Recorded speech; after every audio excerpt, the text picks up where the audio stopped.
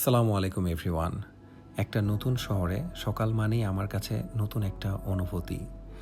আমি আজকে আন্দালুস মলে এসে টুকটাক কিছু জিনিসপত্র কেনার ছিল, সেগুলো কিনে ফেলি। এরপর এদিক সেদিক হাঁটাহাঁটি করে ব্র্যান্ড ফর লেস শপে চলে যাই।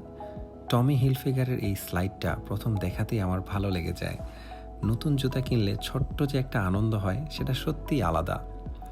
আমি শপিং শেষ করে হোটেলে এসে নতুন এই স্লাইডটা ট্রাই করলাম। আমার কাছে অনেক পছন্দ হয়েছে। এরপর আমরা লাঞ্চের জন্য বেরিয়ে পড়ি একটা মান্ডি হাউসে। এখানে আমরা আজকে চিকেন মান্ডি ও উটের মান্ডি অর্ডার করি। ভালো খাবারের সঙ্গে ভালো সঙ্গ থাকলে খাবারের স্বাদ আরও বেড়ে যায়।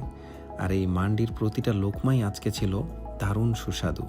লাঞ্চের পর আমরা 500,000 কফি শপে আসি। এখানে একটা আইসড লাতে আমার সারাদিনের ক্লান্তি দূর করে দেয়। বিকালে প্রপার রেস্ট নেওয়ার পর শুরু হলো পরের ফ্লাইটের প্রস্তুতি। আমার দ্বিতীয় বাড়ি আকাশে যাওয়ার সময় হয়ে গেছে।